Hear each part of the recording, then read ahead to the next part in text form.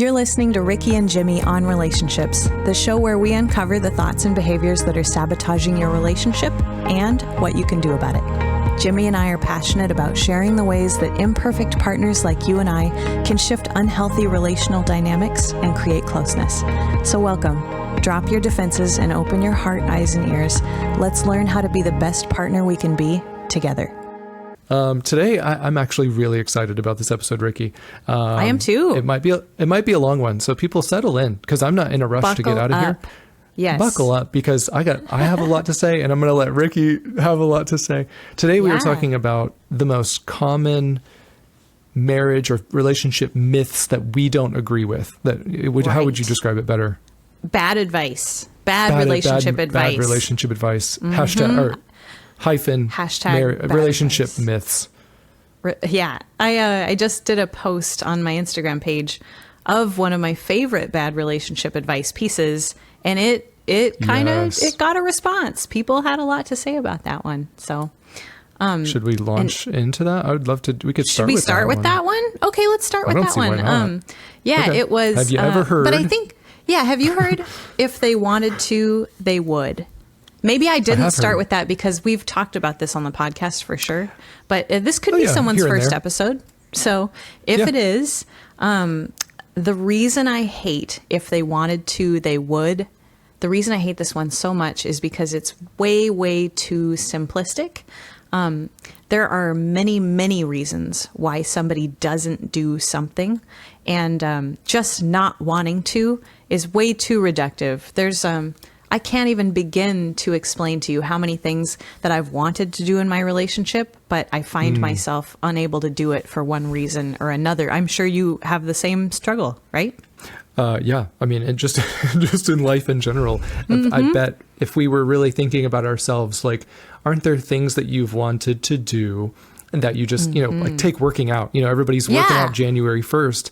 Because they want to get in shape or yada, yada. And come February, it's like, hey, you still working out? They're like, no. And like, but don't you want to be in shape? They're like, yeah, I want to be in shape. And you're like, but you're not like doing, Now I'm going to play devil's advocate for the listeners, on behalf of the listeners, because when I hear someone say, if they wanted to, they would. What I hear is someone that is upset that they felt neglected, they felt unappreciated, they felt unprioritized, and they essentially just had to make sense of it and come to terms with like, you know what, if they wanted to prioritize me, then they would have. And I totally understand that. And what they're essentially saying is, I've felt like that before. Yeah. I've felt like that. Who hasn't? Exactly. Who hasn't? I think what they're essentially saying is, I believe I'm important enough to prioritize. And I don't feel like they believed that. And so I think that this is what I think it's an immature way of essentially saying what we're truly feeling. If they wanted to, they would have. But here's the reason I think this post did so well. At the bottom of me saying, I hate if they wanted to, they would, because there's a lot of reasons why people don't. And at the bottom of that, I said, but the fact remains that they're not, and that affects you. Yep. And what are you going to do to address that situation? So, because we're not saying it's justified. We're not saying that and it's just very because hurtful. It's very hurtful. Yeah, of course. Just if you feel neglected, that matters. That matters. It doesn't matter if they have there's reasons why we do certain things. I mean, some of us might have a fear of abandonment, so we keep people at arm's length. That doesn't justify the neglect or the hurt that we do to that person. That doesn't just because, well, I have a fear of abandonment, so that's why I treat you like garbage. You're like, no, that's not justified. Yeah. So, and I had a friend. I was talking to a friend about that post. You're right, totally. Well, and I don't want to say that it's never true, because I was talking to a friend who was mentioning a girl they knew who had recently tried to get into a relationship with somebody. He introduced him to the family. He was throwing real sweet words at her and inviting her over all the time, and then he ghosted her. And it's like, really, like, and we were talking about if they wanted to, they would. And honestly, like, if you hardly know someone and they're not putting in the kind of effort that you're looking at for creating a healthy relationship, it might be okay to tell yourself, you know what, if they wanted to, they would. Like, maybe they don't want it. Sometimes they don't want to, but it's just, I think the thing that's going to suck about most of these bad relationship pieces we throw out are that they're way too simplistic, and Sure. And they don't take the complexity that is human nature into account. Yeah. So let's go to the absolutely. next one. That was way too much time on that one. All right. If we love each other, then that's all we need, or some version of love. Love is all that we need. Yeah. I want to jump so- in and say that I think Yeah. that myth right there is one of the reasons why when things start getting hard, people start doubting the love between them. I know that's what happened with me in my divorce, you know. I thought if we loved each other enough, things wouldn't be this hard, you know. Yeah. And love itself all alone is not enough to get through the tough stuff. You need tools to get through the tough stuff. And love itself, I don't think, is a tool at all. It's nice. It's a wonderful thing, but it's not a tool to help us get through difficulties. You said it perfectly. Yeah. I didn't mean to steal your thunder. If you had more to say on that one. You said it perfectly. Well, I mean, I always have more to say, obviously. You know, going back to anxious and avoidant attachment. Like, I mean, Ricky and I talk about how insecure attachment affects 50% of the population. Mm-hmm, and these are people that if you asked them, they would say they 100% love their partner. And yet, oh, totally. Yeah. And yet a lot of them are sabotaging their relationships. Yeah. And so if you think about men especially are oftentimes blindsided when their partner leaves them, and they might say, I loved her, and everything I did was for her, and I would die for her. And why doesn't she feel loved? Yeah. Absolutely. And from her standpoint, she's like, I didn't want you to die for me. I just wanted you to listen to me when I felt hurt. Yeah. Like, and you couldn't do that. Now it's not, you know, that's not blaming them, or that's like they didn't have the capacity to do that, but that doesn't justify the fact that they couldn't or wouldn't. So yeah, you're really great about that in your videos too. I think that you always make sure you don't vilify the men for these things, or the women or the people who are doing these awful behaviors.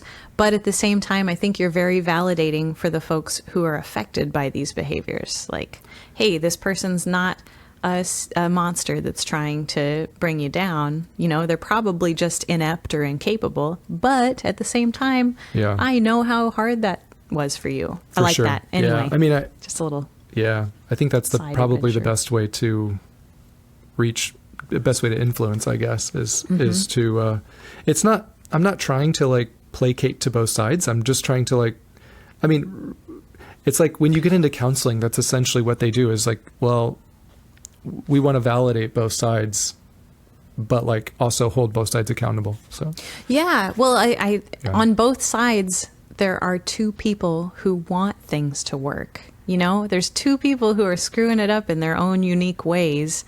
And I think when you say play to both sides, I think you mean that you're not pandering to anybody or trying to appease any one side, but really like it's two individuals that both want healthy love, hopefully, unless they're a narcissist. But that's a topic for a previous episode, right?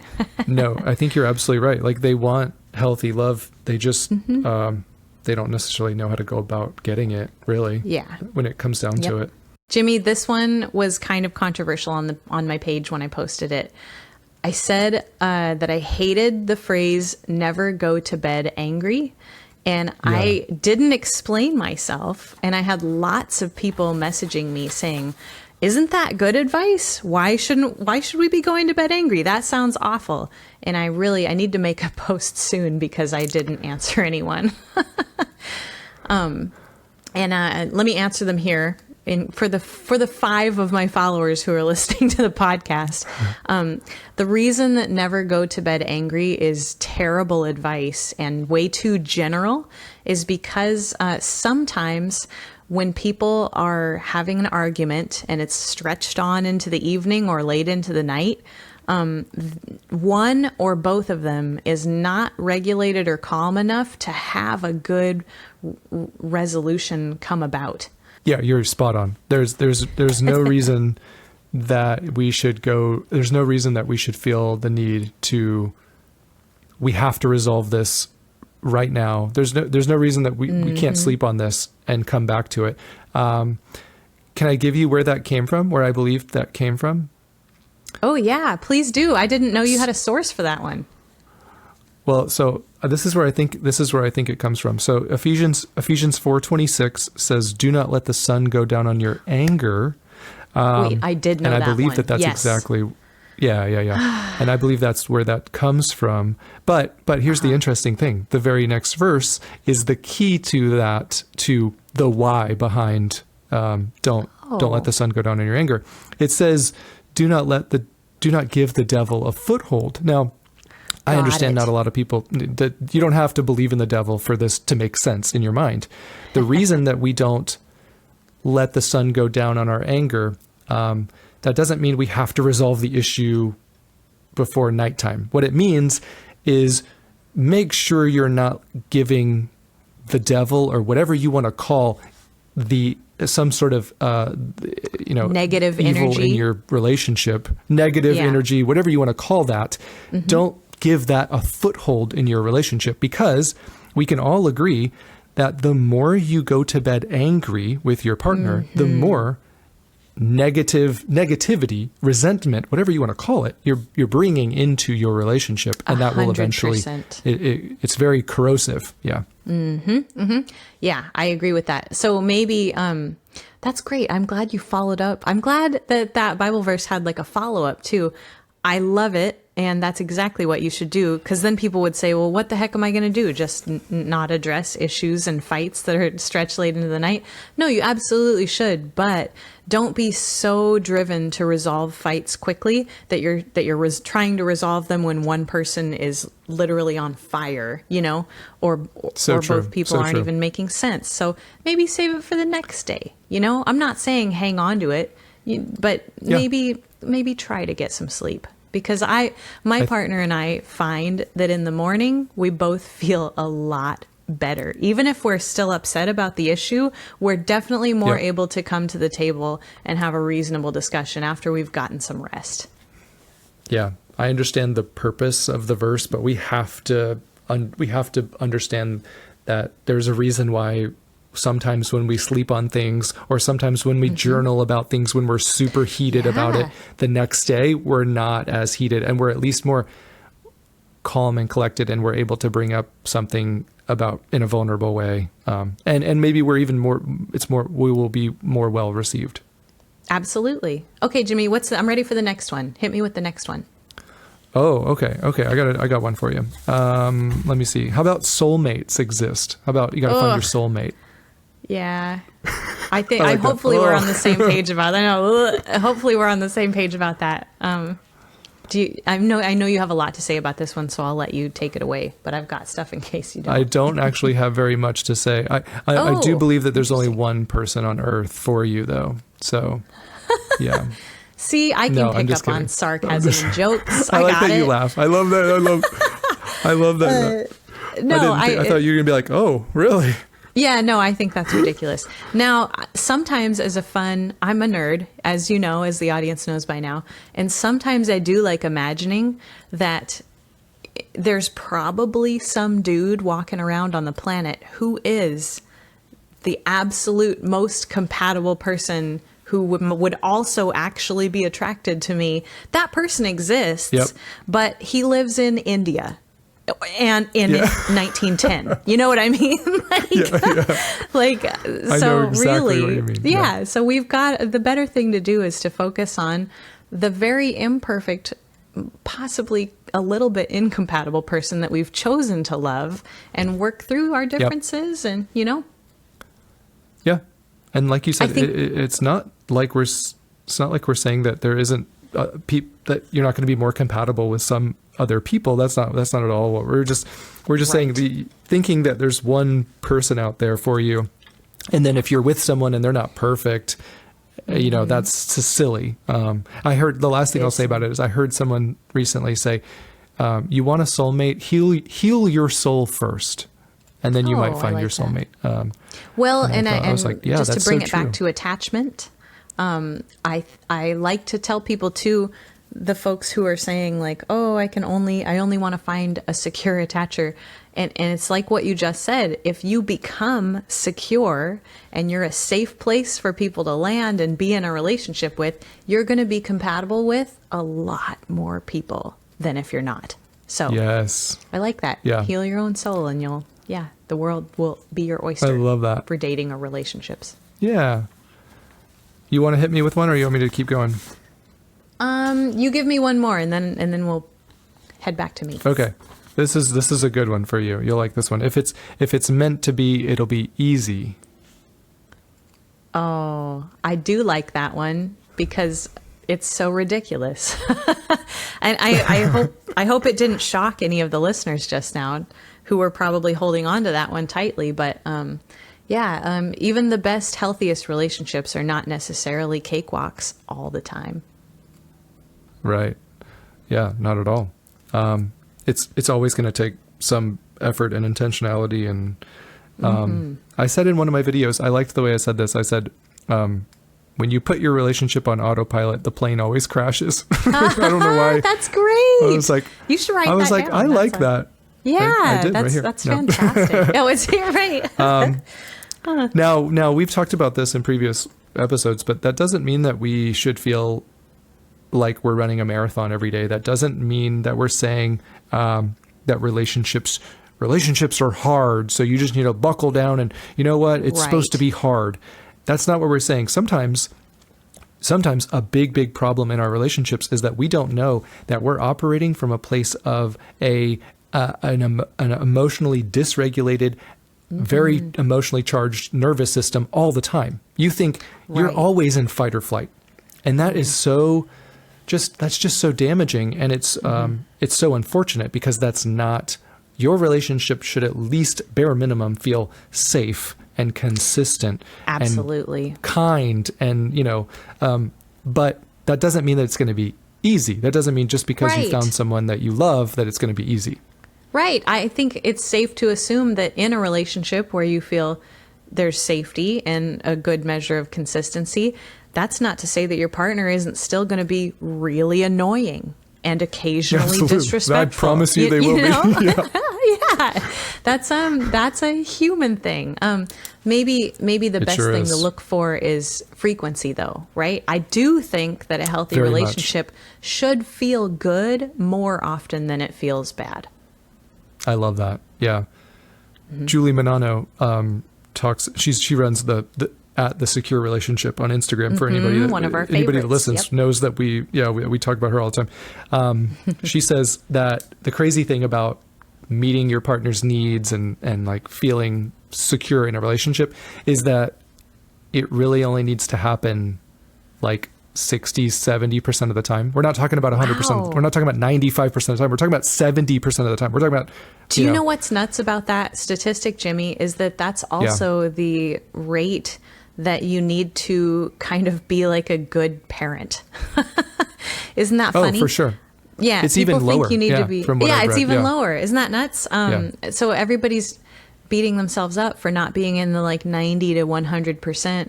But if you're meeting people, if there's someone who loves you and you're meeting their needs for your friendship or relationship or family relationship, like 60% of the time or more, you're doing pretty darn good. You're doing really good. You are loving that person. That's not to say that we want anyone feeling neglected or unappreciated chronically. We're just saying that's just in general. That's just a stat. Mm-hmm. Well, hey, that leads perfectly into my next one that I was the next bad relationship advice that I was going to dispel was love hurts. And maybe we've already talked this one to death, but some people think that if it's passion and if it's meant to be, you're going to be pining after them all the time. You're going to have to prove yourself to them because that's passion and that's what all the radio songs are about.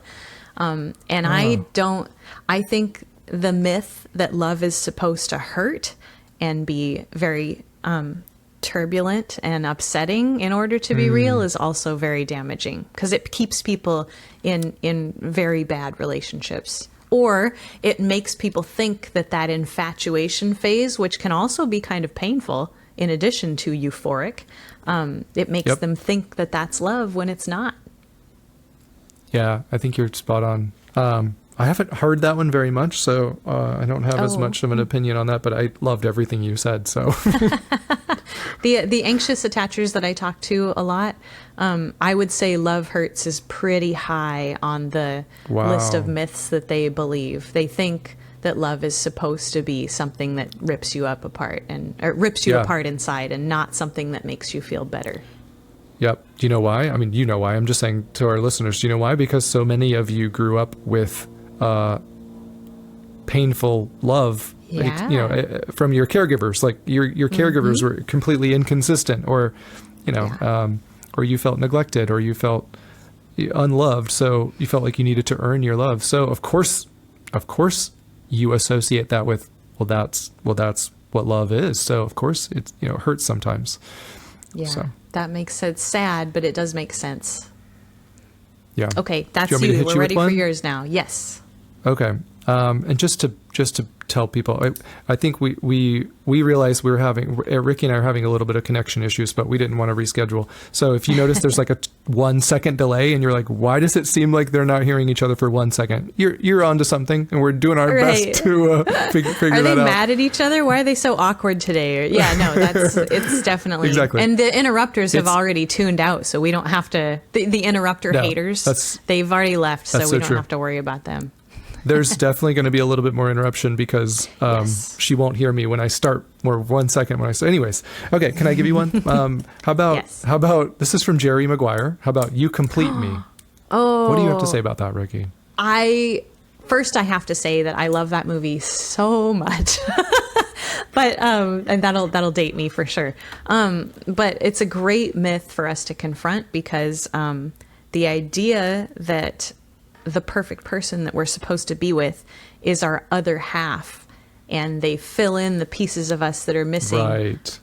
That's a dangerous one to buy into, because I think it kind of prevents us from trying to become a whole person ourselves. 100%. Mm-hmm. Yeah. It's also dangerous to think that our partner is going to fulfill all of our needs, and you being the expert on anxious attachment that you are. Hope I didn't make you feel self-conscious. That always makes me feel embarrassed, but that's okay. Yeah, I know. It made me feel embarrassed saying it. But you would done probably some be able reading to on anxious attachment. Yes. Yeah. You'd be able to speak to how dangerous it is to think that our partner is responsible for meeting all of our needs. Yeah, that's a really common one that the anxiously attached believe, mostly because we don't have a lot of self-trust, and we are looking for a relationship to kind of be our caregiver. And that's scary to say, but that's I know that's how I was treating it at my most anxiously attached. My relationship, my romantic attachment figure was also my kind of parental attachment figure. And that sounds really sad when I say it like that, but I was expecting somebody to very much take care of needs, and I was kind of putting all that responsibility on their shoulders. Can I push back for a second? This might be difficult with a little bit of connection, but because it's hard to have a back and forth. But I know I'm not the only one that struggles with this, but it just rubs me the wrong way when people say, you can't rely on other people to meet your needs. Like you need to meet your own needs. I don't like when people say that, because it's like, there are certain needs that I understand that like I need to meet. Like I can't rely on my partner to be like, I need to have a support system outside of them. I need to have friends. I need to have hobbies. Sure. It's important for us to be individuals outside of this relationship and like get our needs met, like some of our needs met, like I can't think of any right now, but our need for maybe we have a need for adventure. Like, oh, I have a need for adventure. I don't need to drag my spouse along with the hike. Like, if they don't want to go on the hike, that's okay. I can go ask my buddy Rick, you want to go on a hike with me? And I'm fulfilling that need.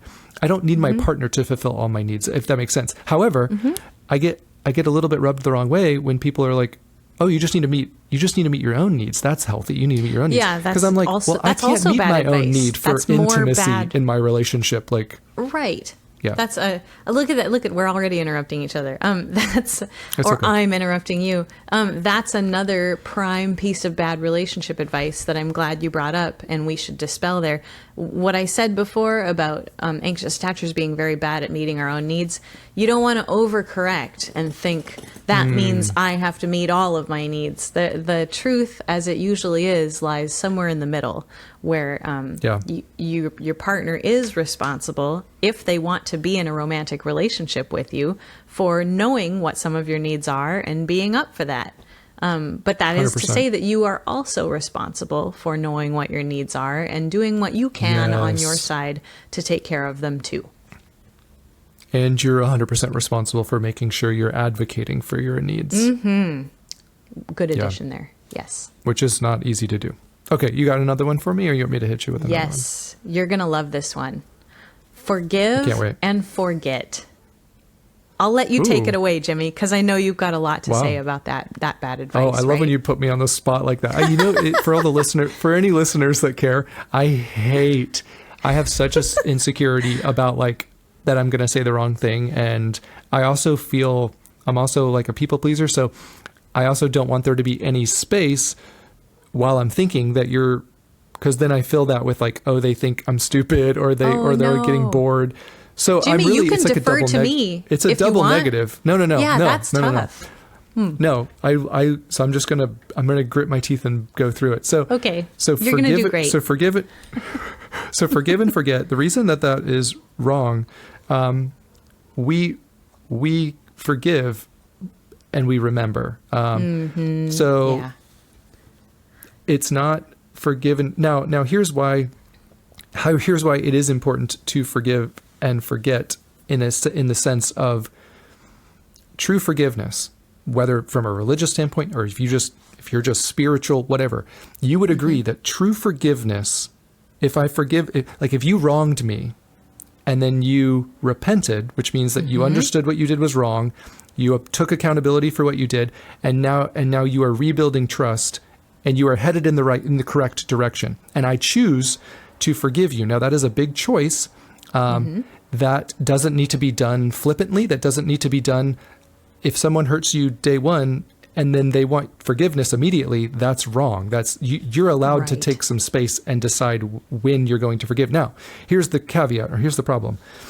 You cannot, once you forgive that person and they're headed in that direction, they are no longer hurting you in the ways that they did before.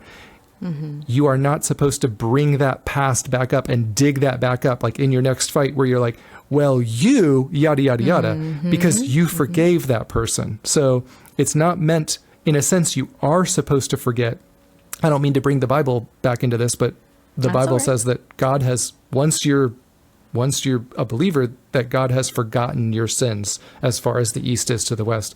Now, so we can't, we have to be very careful, but we don't just forget. We don't just forgive and forget flippantly. It's a very important decision. And if someone was going through affair recovery, I would say that person doesn't necessarily deserve to be forgiven. Sometimes, if they're not headed in the right direction, I wouldn't say just forgive and forget. Anyways. So what do you have to say?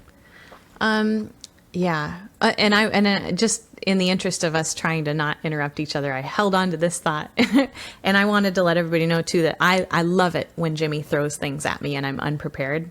And then even just now, I totally blanked when you asked that. Forgive and forget. Let me see. It's my own thing that I brought up. And I think forgive and forget is good and bad. Just like almost all of these bad advice things that we're giving here, for exactly what you just said. If we should forgive someone when they're asking for forgiveness and they're appropriately repentful for what they did, right? And they're actively working to make things better. And we should let that go enough that we're not bringing it up in future arguments but forgive and forget is definitely overly simplistic advice that some people might interpret to mean I should let other people walk on me and let these bad things happen. I don't have anything to add to it. You nailed it before. How about that? No, you're right. That's a dangerous. All right, I got one for you. Fighting is a sign of an unhealthy relationship. Well, I guess I would change that because fighting is a sign of an unhealthy relationship if you're right. Should we change it to conflict? How about just conflict? Absolutely. Yes. Yeah. So okay. Why is conflict not a sign of an unhealthy relationship? Yes. Right.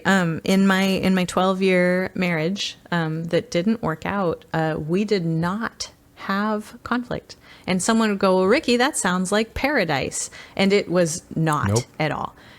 Far from it. Because if there's no conflict, that doesn't mean that there's no conflict. If there's no discussion about the things that are wrong, because there are always things that are wrong and bothering people. But if there's no discussion about that, there's no collaboration, there's no cooperation, there's no healing the things that bother us. So I don't know. I think fighting gets vilified unfairly sometimes. My partner and I have what I consider a very healthy relationship, and we do have fights. Now, that's not to say that in our fights we're insulting each other or demeaning each other. We're not doing those things. But sometimes we're definitely looking at each other saying, I am so mad at you right now. We're saying those kind of things. And I wouldn't call that a calm conflict resolution discussion. It's a fight sometimes, But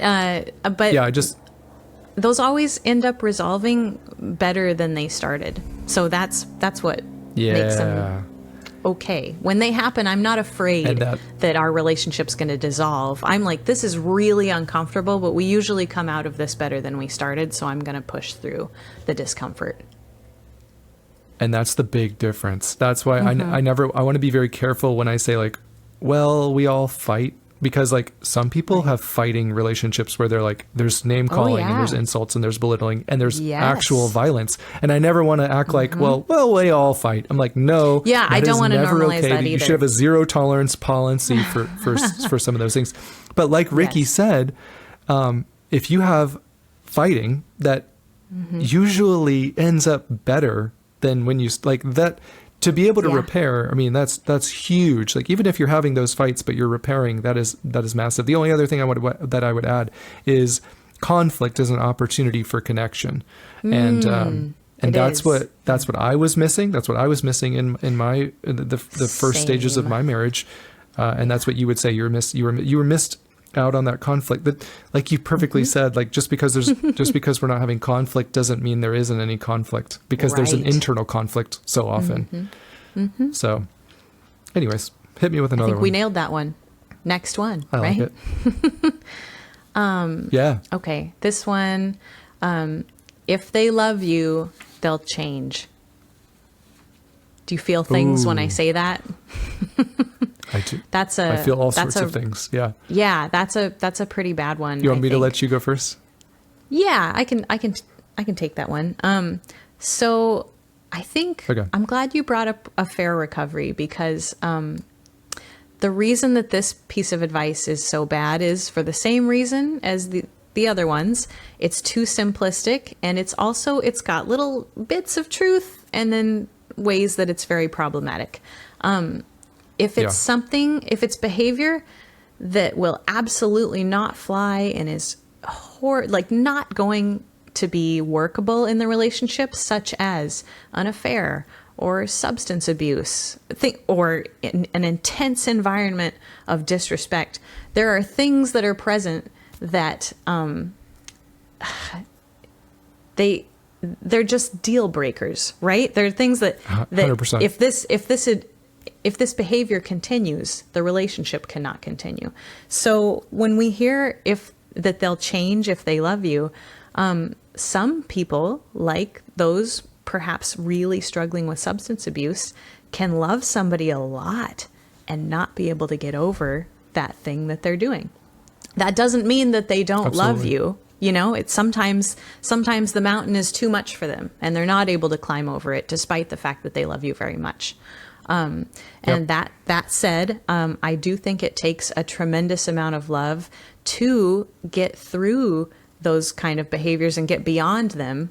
And sometimes love does propel us to change for the better, like in your situation, Jimmy, with the infidelity.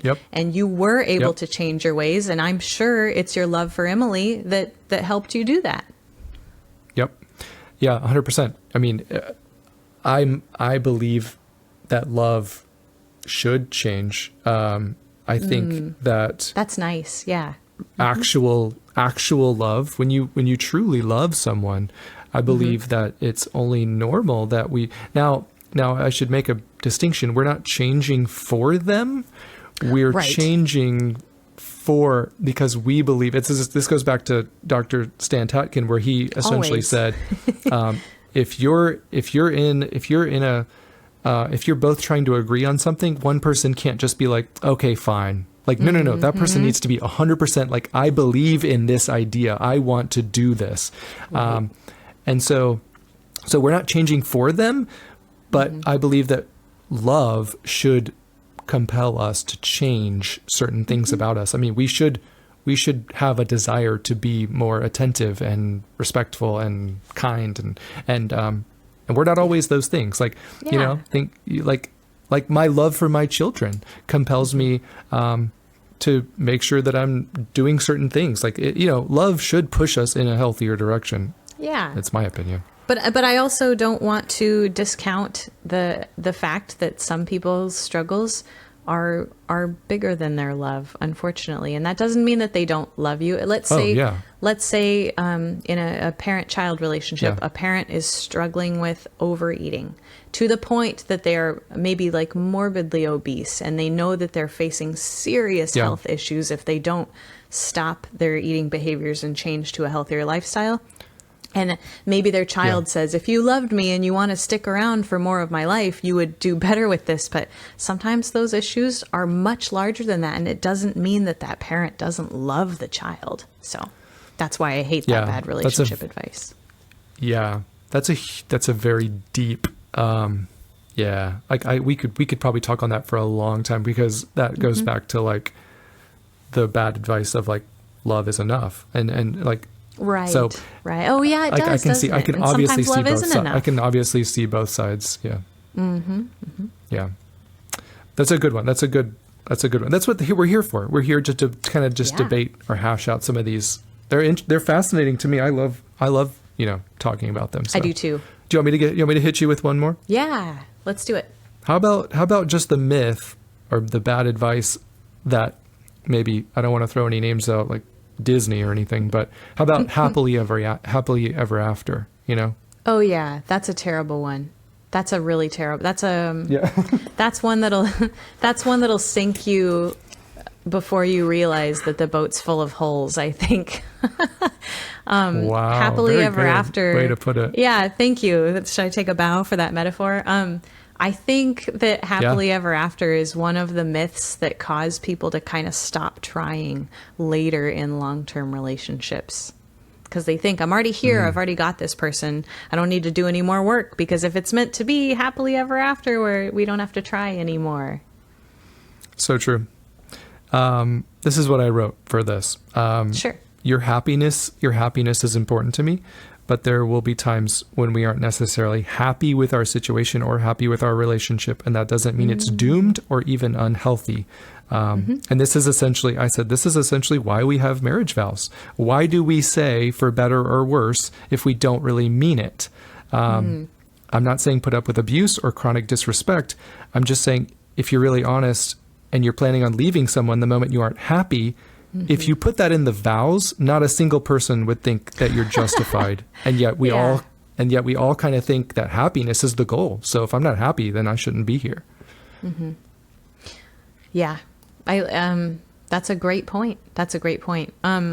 Love is sometimes easy and sometimes difficult. And the idea of happily ever after can lull us into the false sense of security that being in a relationship that seems to be working at any point means that it'll continue to work. But like Jimmy said, your marriage vows, if you're a married person, should remind you that you love that person in sickness and in health, in good times and in bad. And if you're not married, and your long-term relationship is experiencing difficulties and you're not sure why, that's another great reason to go to counseling. You know, we may have entered into these relationships without the tools that we need. I know that I did for my marriage. Yep. And the only thing that I want to disclaimer is I'm the first person who would tell, because I'm sure a lot of people would say, well, that sounds so unfair. Like, this person can treat me however they want, and I have to be just committed and faithful. And I'm not.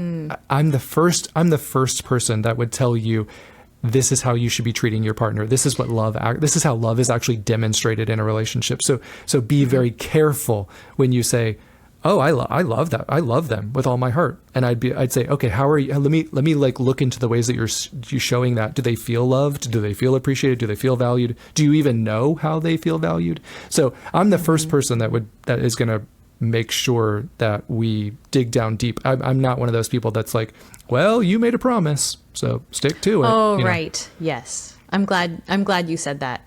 We're injecting today's episode just chock full of nuance, and I just love it. That's the point in dispelling these this episode bad brought to you by myths. Nuance. They'd be a fantastic sponsor. Yeah. I would take them. Yeah. I think they're a sponsor of every one of our episodes. Okay. You want to hit me with another one? I hope so. Hopefully. Yes. You shouldn't have to say what you need. If they love you, they should know. Oh, I love that. I wrote that down somewhere. I said, if they loved you, they should be able to read your mind. Too? Yeah. There, same thing. So, yeah.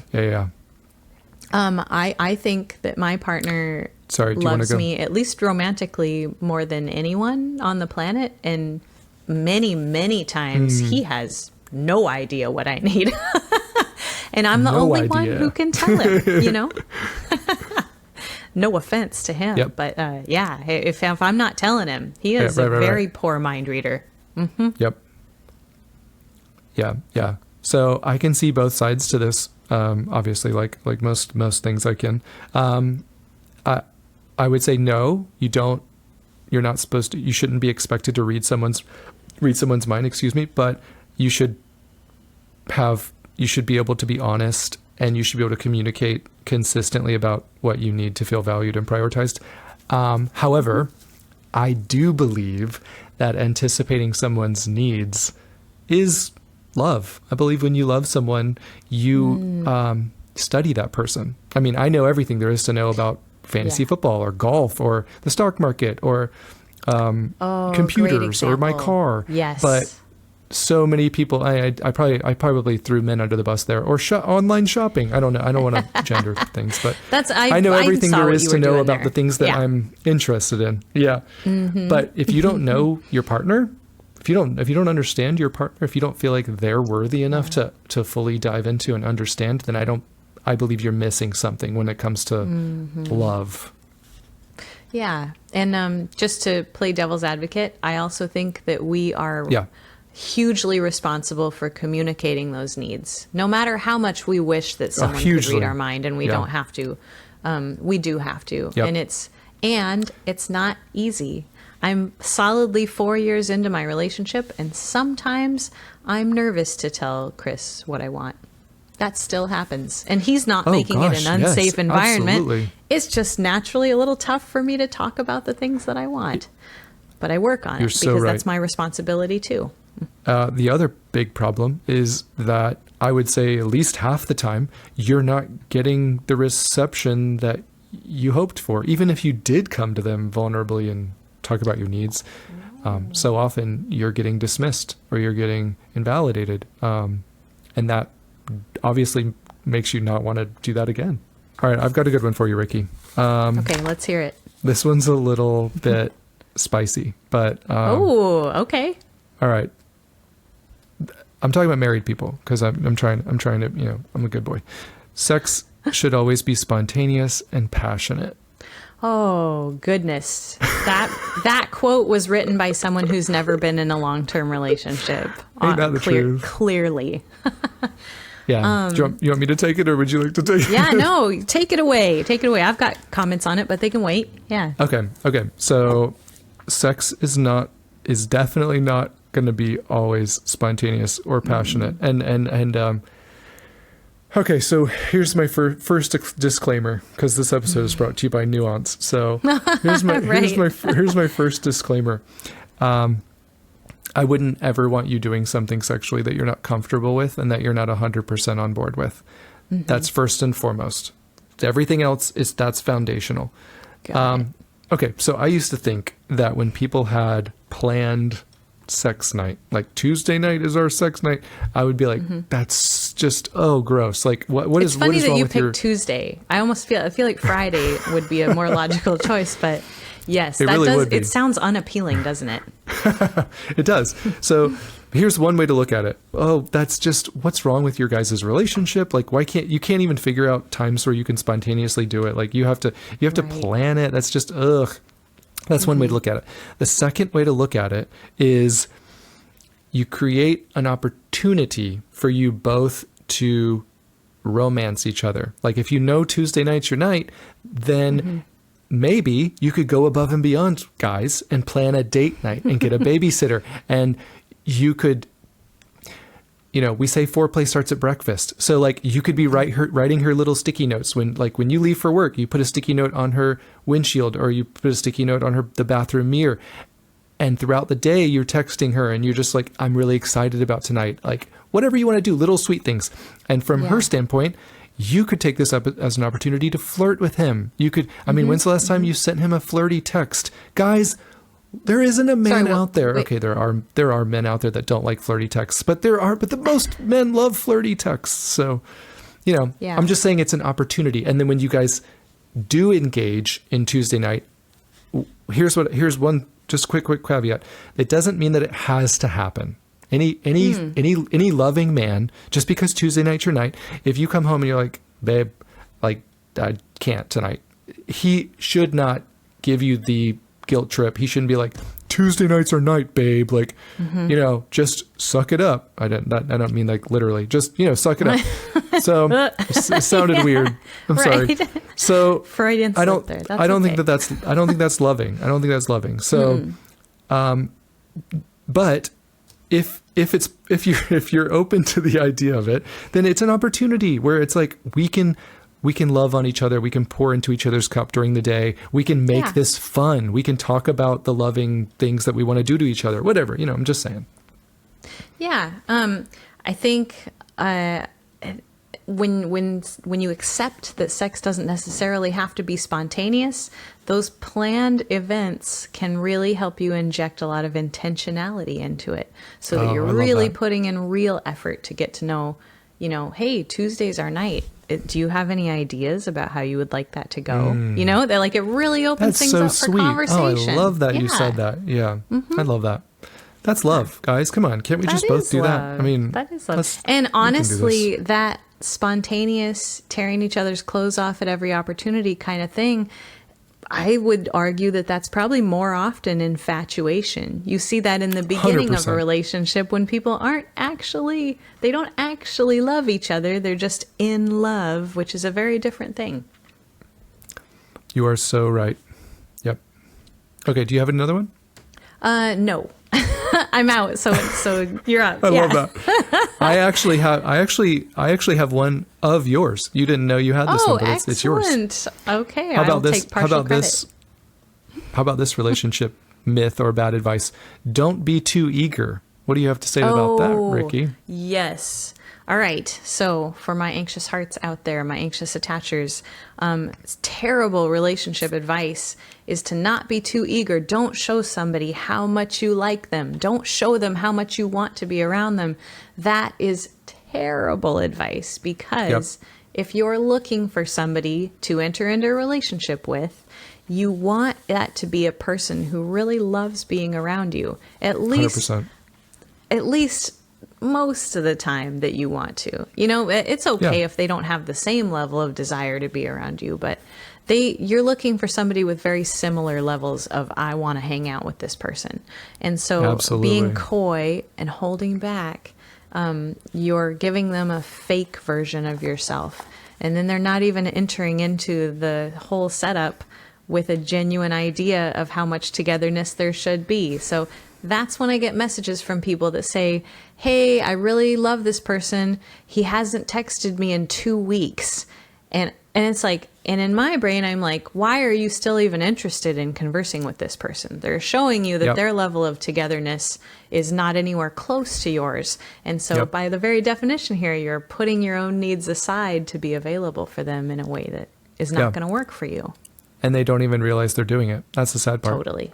Yeah. Yep. And I was the same way. So I'm not shaming that person. I was the queen of that not so long ago. So the antidote there is to absolutely don't play hard to get. Don't be easy to get, but no, don't be easy to get, but don't be easy to get, but also don't be fake about what you can put up with and what you can stand. It's so okay to want the things that you want. It's okay to want a lot of togetherness and a lot of affection. And the more genuine you are about that, and the more you show that other person, hey, this is who I am and this is what I actually need, the more you're likely to end up with a person who could stand a chance of fulfilling some of those needs. That's for the early daters and people who aren't in super established relationships. For marriage, I would say kind of the same thing applies, though. There's a lot of married folks who are pretending to be okay with a lot of things that they're not okay with. 100%. And same thing, just rather than playing hard to get, be genuine and be open about the things that you want and need. Have discussions about them if there seems to be a big disparity between the two partners. I love the way that you said every single part of that, so I'm not even going to try to add anything to it. Well, thanks. How about, I'll give you another one. You can say what you want to, and then I'll talk more about it. How about this one? Don't marry someone unless you're 100% certain, or don't marry someone if you have doubts. That's a big one. Okay, I would challenge you to find somebody who got married who didn't have any doubts at all. Yeah, absolutely. Just saying. I would find that person, because I don't think they exist. I think it's very, very normal to have doubts. Marriage is a really big decision. And as with any big decision, humans are reasonably going to say, ooh, I hope this is a good decision. Doubts aren't something to be terrified of. They're also not necessarily something to buy into. You should examine them probably, but don't let them run your life either, I hope that you came prepared with some reasons that are good to get married, or some doubts that might be, we can talk about what doubts might be reasonable to follow and what doubts might be kind of silly, right? Yeah, no, I didn't even think about that. Sorry. We could totally hash that out. I was just reminded of a conversation I had with one of my friends who was getting married, and they had been dating for about 4 years, and he was just, it was a really big step for him. And a lot of men feel, I'm sure a lot of women feel it too, but a lot of men are notorious for just being a little bit hestant. Like, this is a huge decision, and it is a huge decision. And, but there's also, I was talking to him, and there was just I knew that they were great together. Like, you guys are great together. And I would tell him that. And he has a past, just like we all do, where there's a little bit of a commitment fear, and a justifiably so. But some of the doubts that people come up with,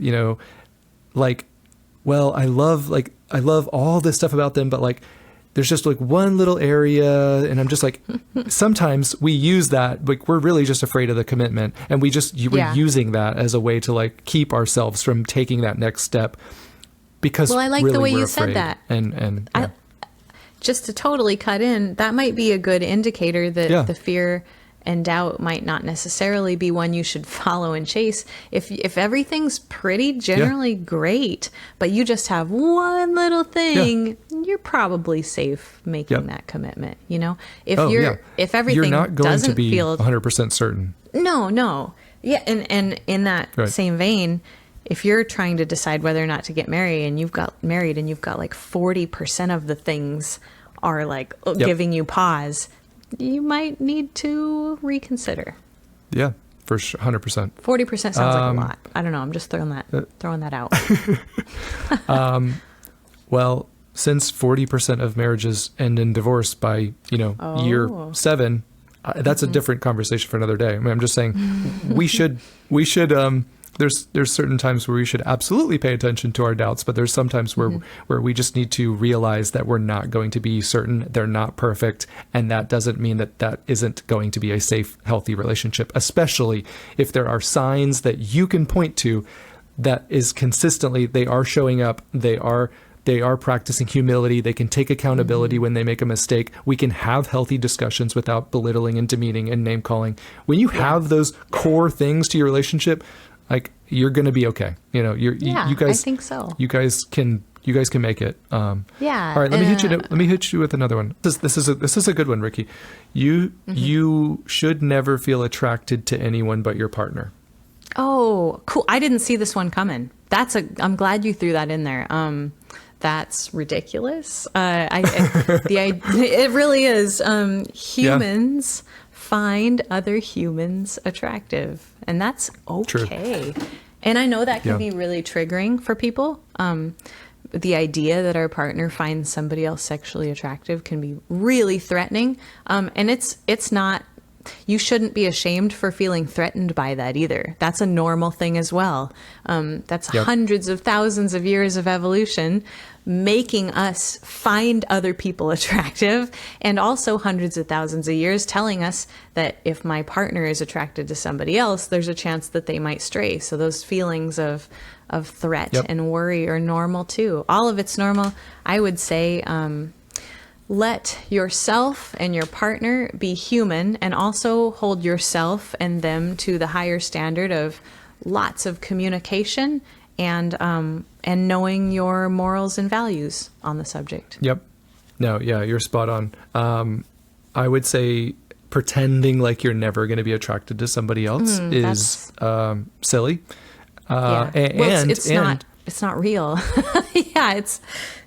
And it's kind of dangerously ignorant, because when it happens, you might not be prepared for, you might think that you might dig down deeper into that, or it might go further than what you truly want it to. I think you absolutely need to have a plan for how you're going to handle not just attraction, but attraction plus someone showing you attention, showing you or giving you the feelings of like that they desire you. You need to be you need to plan for that ahead of time, or else I promise you, take it from me, you will it's going to be detrimental to your relationship. Now, one caveat, if you don't mind. No. That does not mean I'm okay with, especially men, looking at half-naked girls online and liking their half-naked Instagram pictures and ever messaging other women. Well, it doesn't justify gawking like at other women. Well, I'm attracted to her. We're all humans. Like, of course, like, look at her. It's not okay. Like, if you're in a committed relationship, I 100% believe that we should be committed to that person. And part of being committed means that we shouldn't be gawking. We shouldn't be like letting our mind go to other partners. Well, let's talk about respect, right? Yeah. Of course you're attracted to other people, but you need to keep your partner's feelings in mind. And if you're openly looking at someone else, or your online activity is such that would make them feel hurt and disrespected, that's damaging to your relationship. And if you love that person, you don't want to do that, And I don't believe that if I'm just going to pick on men for a second, if you're gawking at another woman and you're mentally, maybe you're picturing her naked or whatever men do, I don't believe you would be okay with her doing the same thing. If she was like, if she was like talking to another guy, or if you knew that, I just don't think you'd be okay with that. And yet so many of us don't think about it the other way around. That might be a good barometer for people who are like, "Ooh, is this behavior okay?" You can imagine if your partner was doing it, does it bother you? Like, yeah, it probably would. And that's not to say that you'll be bothered by the same things. Sometimes one partner is a lot more open about things than and permissive than the other one, and that doesn't mean that you can justify. It's all discussion about, hey, here's the relationship that we're in. What are we okay with? What are we not okay with? That's an important discussion to have early and often, I would say, as the relationship grows and changes. Can you hit me with some knowledge on this one? You shouldn't keep secrets. Shouldn't keep secrets from each other. What say you? Yeah. People aren't going to like my answer. I'm going to throw them. They really don't. I think it depends on what. See, it's all nuanced. It depends on what we're saying by secrets. Right. But I also think it's almost impossible to know someone completely. It's also almost impossible to know, it's almost impossible for your partner to know you. And that's not necessarily a bad thing. People are very complex, and we have rich, complex inner lives in our heads. I think Esther Perel has a lot to say about secrets. So if that's a topic that interests the listener, they might check some of her stuff out. Just neat. Google Esther Perel and secrets. I'm planning on doing that because I love Esther Perel. We're going to have her on one day in like 2 years. That would be a dream come true. Yeah, she's so smart. I think secrets can be really damaging, but I also think sometimes it's perfectly fine. If my partner and I are walking around in public and there's a guy that I see and he's just like massively attractive, like a 10 out of 10, right? Yeah. I don't necessarily need to tell my partner that I feel 10 out of 10 attracted to that person. Is that technically a secret? It sure is. But I'm not keeping that to myself for any reason other than, does this make my partner's life better to tell them this, or does it make it worse? Right. Yeah. There's definitely an argument to be made fine. with like 100%, because some people are like, there needs to be 100% transparency or something. It's like, well, do we really want that? Or no. And Esther Perel would say that 100% transparency is a desire killer. So just in case you're on the other side, and that's true. Yeah, in case you're on the other side of that argument and you're like 100% transparency or nothing, have fun getting naked with that person, because you need a little bit of otherness mystery, in order to a little bit of mystery and otherness, not in an infidelity manner of speaking, but a little bit of mystery about that person holds some intrigue, really fuels desire, and that's pretty fun too. So this is my last one, so I won't bore anyone else. Let's close it off on a good. Make sure it's a good one, right? We can't. It can't Ricky, be a weak one. why are you pressuring me so much? Yeah, no, it's going to be a challenging one. It'll be a challenging one. I like that. Okay, and the rest have been so good. They have. How about this myth? Nice guys finish last. What do you say about that? Oh, wow, that's not what I was expecting for the finisher. Yeah, it's a hard one. Yeah, that is a hard one. I guess true? we'd have to define nice, because I think that unassertive guys, people pleaser guys, I would say those guys, and when I say guys, I mean folks, people in general, people who aren't assertive and people pleasers probably do have a tendency to finish last. So do you think the saying, when people say nice guys finish last, do you think they're ever implying women? I never knew that. I'm saying, do you think that's what they're talking about when they say, nice guys finish last? Yeah, I think it was written with men in mind, but that was way back in the day. Yeah. So I'm going to. But a lot of men still believe that. They believe nice guys finish last. Right. So I would say no. Nice guys, yeah. And I guess speaking to the audience that you're talking about, when I was a younger woman, maybe I would have gone for some of those like bad boys, the ones who weren't nice. Yeah. But any woman who has any amount of brain cells is not going to marry one of those guys. We don't end up with the bad guys, So it might be frustrating if you're a younger nice guy or even an older nice guy, and you're like, man, I'm so sweet and kind and gentle. How come she's always going for like these macho kind of jerks? Like, that's it. That's younger, less mature women are all about that. So the fish in a different pond, maybe, a woman who appreciates kindness and gentleness, and they're not looking for the bad boys. So, and do you know what's a little bit sad? I mean, this can get really deep real quickly, but sometimes those nice guys, let's say that there is a nice guy who's just like, I'm looking for someone who I can like love completely, and I'm the guy that's like, I'm interested in vulnerability, and I like to put other people's needs before my own.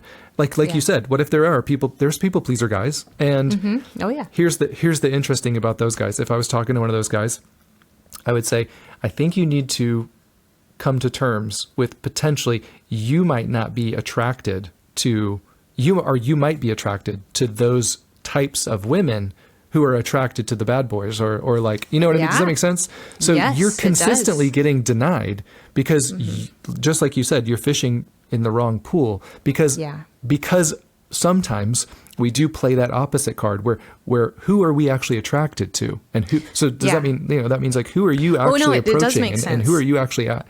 Yeah. If I may stand up on my soapbox for a second, I have a lot of male friends who are single, and they frustrate me because I'll see them going for these women who are like completely done up or like Botox, and they're very fake and done up, and they're frustrated because those women don't want them. And it's like, man, these women are showing you where their priorities lie. You know what I mean? Like these women's priorities are to be super beautiful and desired. They're not looking for kindness. They're not looking for your motivation and your stick-to-itiveness. They're looking for somebody that's really hot like them, and that's might be all they care about. So I want to say too, there's something really wonderful that I watched online because it's a topic that I enjoy.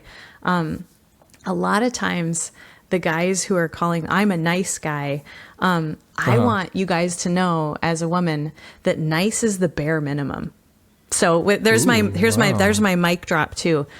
Yeah. If you want to be in a relationship, yes, you have to be nice. But you also have to be interesting. You also have to have a very full and interesting life outside of your niceness to bring to the table. Women are looking for that. So I think a lot of the problem in some nice guys is that they think just because they're nice, they deserve a good relationship, Right. And niceness it's the lowest the bar can get, Yeah. Not the lowest, but it's pretty low.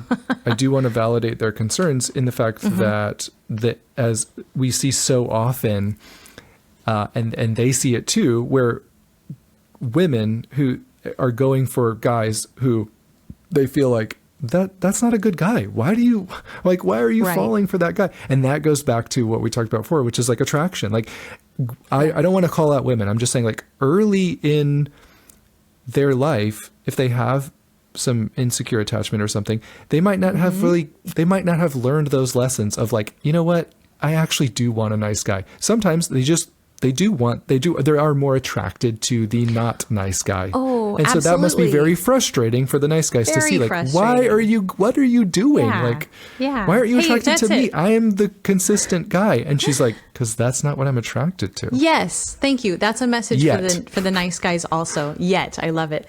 If you're a nice guy and you're frustrated that the girls keep going for inconsistent jerk guys, read up on attachment, read up on anxious attachment, read up on avoidant attachment. Both of those insecure attachment types are not looking for consistency and niceness. They're looking for fire and fighting and hotness. 100%. And that would be hard to compete with if what you're offering is kindness and consistency. Yeah. And you know what? Those other guys that you're jealous of right now, they might be rewarded in the short term because you think, well, they're getting the girl. They can never keep the girl. No, they will never keep her, or she will dump them eventually because she's not interested. Or they stay together and they're miserable, Absolutely. You're not, so it seems like you're losing right now, but you're not missing out on anything. The best thing that you can do is just focus on your own maturity, and eventually you will find someone who's also mature enough to realize you're a good catch. Yeah. And I don't know about you, Jimmy, but I'm speaking from the perspective of a formerly very insecurely attached woman. And I was in those relationships with the bad boys, and it was miserable. So just so you know, nice guys, you're not. We should do a whole episode on Ricky's bad boy stage. know. What if they listened? What if they were listening? Jimmy, I don't know who's listening. Bad boys don't listen to relationship podcasts, Ricky. They're older now. They might. I don't know. Bunch of Franks of the world, you know. I don't know. Do you, if they're like Googling old girlfriends and my name pops and they Google my name, think of all the hits that are going to come up. There'd be some stuff. I don't know. Maybe it's a good thing that they listen. I'm just saying, you're doing them a service. I'm not going to name any names. They're out there though. Right. Yeah. Wow. I love that. Yeah. I love that. I've had some, I've dated some bad girls, so we could have some stuff to talk about. Really? Yeah, for sure. I wonder if we titled an episode like that, like Ricky and Jimmy's exes.